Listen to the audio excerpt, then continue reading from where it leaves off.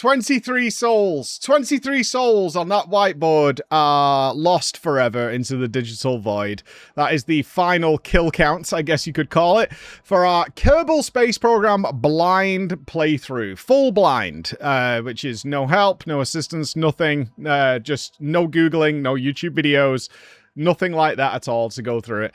And I'm free. Oh my god, I'm free. I am so free. I would love to sit here and tell you that I went out in a storm of fireworks and display. Like, this is for Bex, if you can find it. The end of Star Trek Voyager. The very last scene of Star Trek Voyager when they return over San Francisco to a hail of celebration. I would love to tell you that's what happened, but it did not. It went out in I give up. It went out in, I cannot tolerate this game anymore at all. I am done. I am finished with it. It is so frustrating. I can't do it. I have to give so much credit to the team who had the request come from our top tier supporters, which you can find on our website, in our private little top tier Discord where we have game night and whatever, who requested, Mike hasn't done a blind playthrough in like a year and we would like to see one. And this is what they chose. They found the game that is my kryptonite, because this game, I don't like this game, but I can fully see why people love and adore this game. If your personality type is patience, efficiency, precision, all those elements that really satisfy you, this is the game for you. Like, if you're like, I have the perfect Delta V, the exact amount of fuel, not a pound more, a pound less. And I have the perfect orbit, the perfect landing, the exact bearing and trajectory to get off and meet perfectly the first time. All those little tiny elements all coming together to be just perfect. Then you are just going to be in hog heaven here. I am not. My personality type is, the foundation of it is impatience. So what made me a great tank in MMOs is because we go. It was natural for me. Standing around and waiting for loot and things and raids. No, we're pulling trash while loot is sorted. I was always doing that. I cannot sit on a couch. People find it infuriating unless I'm doing something. I can sit and talk to people because I'm doing something, but I can't just like sit on a couch and watch TV. I can't do it. It drives me insane because I've got things I can be doing which are practical and interesting, and I want to go and do those instead. I want to be doing something, not just nothing. And it drives me mad. And this game requires a lot of patience. I cannot tell you how much I wanted to just freak out waiting for like the perfect transfer window, which is like, oh, the perfect transfer window in order to escape Kerbin is going to be in 127 days. Let's fast forward to there, and you're just like, because it only goes to a certain speed, and then it's a 4-minute burn. So you like burn, and then you got to sit there for 4 minutes while it does it. And it did fine towards the end because I had the chat open towards the very end because we embarked on what I called the final mission. If this didn't work, then it was over. It's like you can do some sort of like physics warp type thing, but it's risky. It gave me like a warning saying this could really screw everything up, and because it was our last mission, I didn't do it. But just like waiting with the burn. But then again, another personality type would be like, I got the perfect burn. Look at this entry. It's so good. And for me, it was not that. So that's the summary of my experience. But I do want to explain what happened on this final day that led to me just going off the cliff. Because I have a natural stubborn instinct to keep pushing and fighting back against video games when they present walls to me. This time, though, it went too far. It just went so far to the point that it wasn't... It is skill-based, 100%. Like, there's ways of solving this thing, but it's so tedious to do it again. Like, I am renowned for not save scumming, as much as people will meme, but that's true, and they know it's true, is I like to live with my consequences. But to retry things in this game is such a long, laborious, and uninteresting process for me that I just was starting to save reload all the time because I just could not be bothered to wait for it to happen again. So what happened? The situation I left it in the last days, we had a man on Duna. I've been to Duna like 4 times, I think, by this point. And I had a craft in space. So I had a pilot who was on Duna, but the initial lander I'd built just didn't quite have enough juice to get off Duna.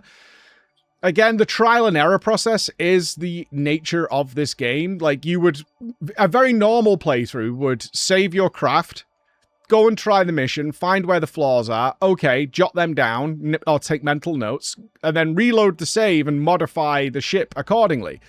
I didn't want to do that. I find that less fun, which, to my detriment, because that's not how this game is played. I get that. And so I had the craft on Duna, and I had another pilot in space. So I was like, okay, right, so I want to rescue these people. I want to bring them home. So the solution here is probably a remote vessel. If I can remote a vessel to Duna, then what I can do is meet up with our pilot in orbit, pick him up, land in a remote vessel, pick up the guy on the surface, get him back up in our new and improved lander, and then everybody comes home and we'll have a really good sort of cinematic ending to this whole experience. In theory. Now, I'd never done a remote vehicle before. I had not done it, so I was very curious as to how this works.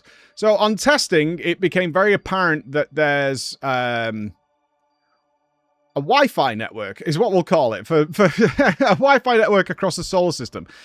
Duna is a little too far in most of its orbits to keep contact with Kerbin. Like, there is a window where you can, but it's tiny and it's small. So the logical conclusion the game wants you to do at this point is to build relays that can relay the signals all over the solar system. Again, if you were really sort of like nailed down, wanted it to be perfect, I imagine there's so much fun to be had in getting the perfect network set up across the solar system, so you could have remote vehicles anywhere, all with like full Wi-Fi, 4K HD streaming straight to their phones, no matter where you are in the solar system, which would be kind of cool.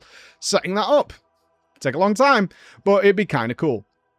But I understood the theory, so I was like, okay, I'm coming in with a fresh set of eyes, which I did that morning, and I was like, all right, so let's have a go at that. Let's make some satellites. Let's do that. So the problem was the satellite dish, the relay dish, I think I mentioned this yesterday, it's in like tier 5.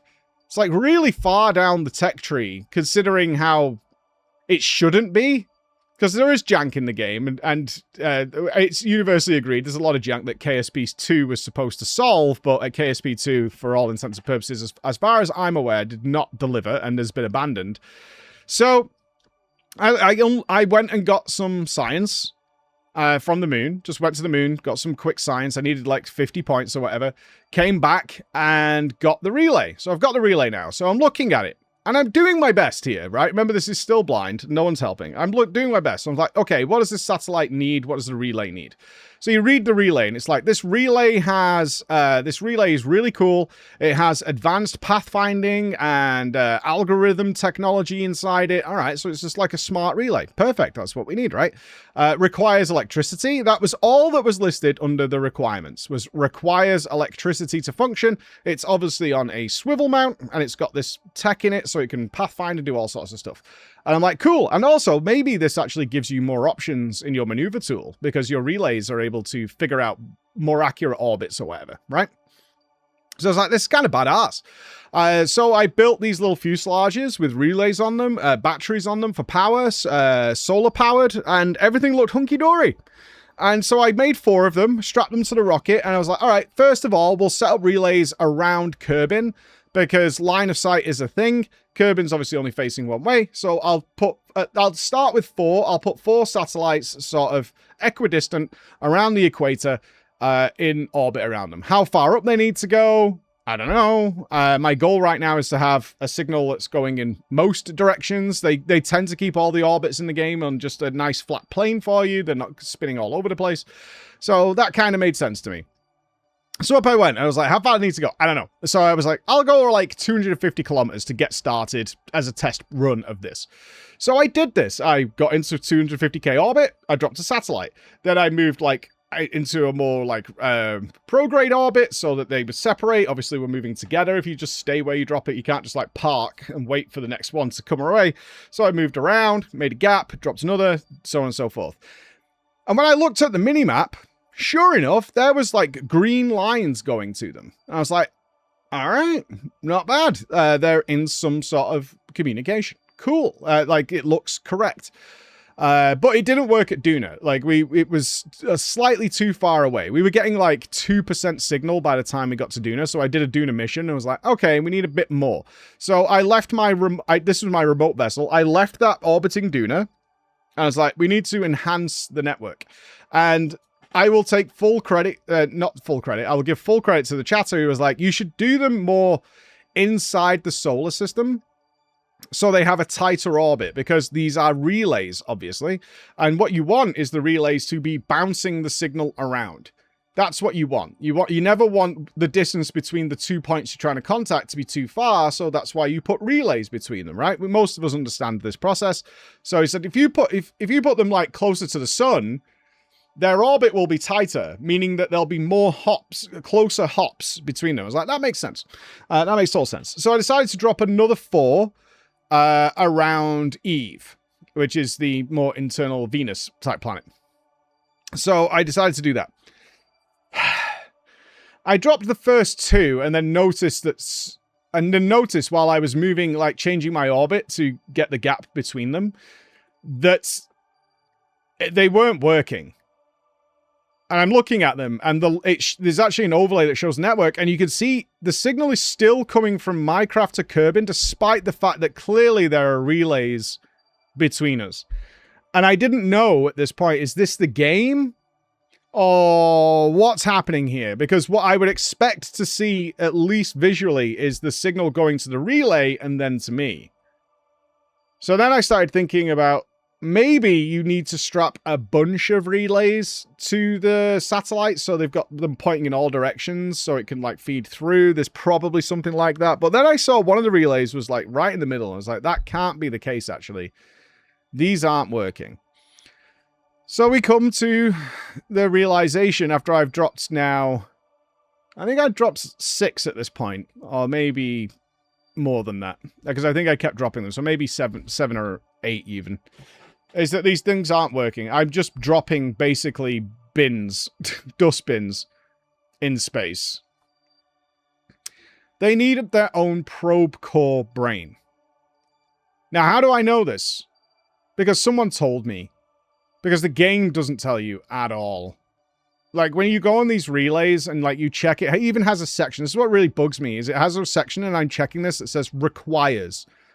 And nowhere in there does it say, like, requires probe for remote usage. You know, something like that. You know, something along those lines. Requires some sort of command module or whatever it might be for remote usage. Something like that would save me a ton of hassle. But it's not in there. It's probably in one of the training missions, and that's fine. But one of the feedbacks I always give devs when they give me games to give the first player impression of is like, that should also just be in the tooltip. Absolutely. If you have a section that says requirements, it should be in there. It should absolutely be in there. You shouldn't be like, you tried and did this and you followed the in-game requirements and it didn't work. You should have gone and done a training mission instead. Like, that's the smuggy sort of very KSP response to this. So it didn't work. So I tried another one because I was really curious. I did another 4 with probes in them. And sure enough, they worked. But it was getting late in the day. This had been a long mission. Like, going around the sun, doing all this, it's a long, long process of making this happen. And going to orbit, then getting a new orbit, then moving out into a different orbit, moving back, dropping it, moving out again. All the things you need to do in order to get these satellites into place. I mean, obviously, at a certain point, you could just make little satellites that are remote once your system's up and running and just go and drop them. You could do that. You could get many of them going at the same time. You could just set them on their merry way and just leave them to it. They'll go into the right orbit, right? That you could do that. But that's not what we were doing because I'm learning. I'm trying and erroring. So I was fed up by this point and it was getting late to the afternoon. So I was like, you know what? We've put up a lot of relays now. There are definitely ones that are closer to Duna. And so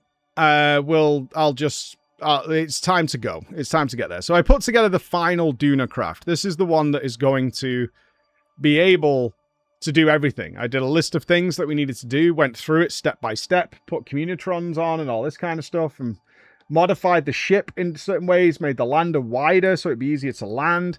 Did a whole bunch of stuff in preparation for the final mission. It was then an hour and 40 minutes of being unable to get to Duna. I'm not joking. This is something I'd done for fun multiple times by this point. Like, not hard in any way, shape, or form. You get into your Kerbin orbit, sort out a maneuver to get to Duna, do it, and you're there in the next few minutes. What happened? Well, not entirely sure. Somebody who's an expert who might watch this can probably spot it, but it's something to do. The best we could guess while looking at this, because I tried getting to Duna multiple times. I had to save in orbit, try again, and it just would not get to Duna. It wouldn't even get close. It kept taking us to a totally random solar orbit. Is that one of the command things that has multiple settings on it that don't really have, again, a tooltip as to what it's trying to do. And these all sort of conflict with each other and change your nav ball to do different things. So you'll have your command module, which eventually is what's going to bring our pilot back. That has 3 different settings on it. But then, and so that's where you want it to control from. You have a control from here option. However, if you then put a lander on it, which people can fly as well, that has like 3 options on it. And that actually starts interfering with the other one. And the same is because we've got the remote pilot on it. Remember, it was going to remote the ship out and it was going to be flown back.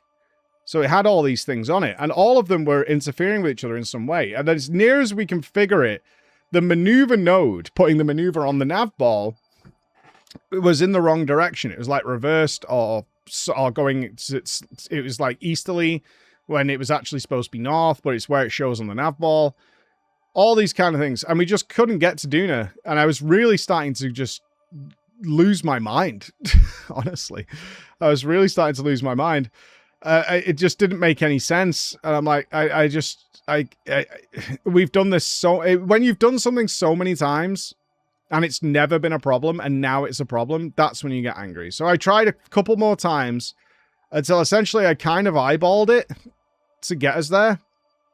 And sure enough, when we got there, the exact point that I needed to land, to start the rendezvous maneuver to pick up our main pilot, the Wi-Fi signal dropped on the ship. And I was like, what the hell is going on? No, actually, this is not true. We were doing this solar orbit where we found how to get to Duna, and then the Wi-Fi signal dropped. So I was like, I don't understand. There's relays everywhere. Like, what's going on? And it turned out that the type of communication we had on, the jump in technology is kind of extreme. It's demonstrated very clearly in the engines, but it went from the communication system we had on board our remote vessel versus the one with the relays did about a 30th of the distance. It didn't come back online because I was curious as to how short it was until we were right on top of Kerbin. It could barely contact anything. You had to be like within 500 kilometers of something. And after beyond that, the ship couldn't be controlled. I was like, I can't even get to Duna. Now, I will say that I clearly pointed this out. It's like I'm at the point of frustration and impatience where basic mistakes are starting to creep in. Very similar to like being deep into farm in a raid. And everybody's wiping you, and you've just lost the will. And now you're fucking up. It happens to us all. Like, now you're fucking up. And that's where I called it a day. That's where I called it a day. But good news. Didn't end on a sour note, particularly, because we did tally up all the things. And a new feature was launched on our channel off this that Chris and Edrem were working on, which is achievements and titles. It's one of the things we've been wanting to do for Twitch for a really long time, is that our viewers who are taking part in things or been at a certain event actually earn a title that they can choose in the chat. Similar to, you know, your RPG characters, where you get to choose titles and you earn achievements and things like that. So achievements were passed out to them in a big funeral ceremony. But it was a funeral for KSP for me. I was so done. I think I had the least productive day. I learned a lot, though, which is the aim of the game. I get that. I learned a lot. I know exactly now how to do satellites. I could do it in a heartbeat. I know exactly how to do these things. I know exactly what's needed. And that is the game. It's just such a process to get there that I'm not having fun with it. So I will leave it there. Our next game, I've been craving for a while. About 3 months ago, I started to get the itch again to return to something that we we pushed through on a big challenge, and I had a lot of fun, and I was like, I want to leave this here now, but I'm now ready. This was about a year ago we stopped doing this, and now I'm ready to go back. It's going to be Final Fantasy X-2. We did all the single-player Final Fantasies, and it was a wonderful journey, but it was hundreds of hours, hundreds and hundreds of hours of playing through those games, and I was like, I'm ready for a break from this. But about, I don't know, a month and a half, 2 months ago, I was like, I'm ready to go back. I'm ready. I've been itching to kind of get back into one of those. So that's where we're off to next. For Kerbal Space Program, you're a fine game. Stay the hell away from me. Bye-bye.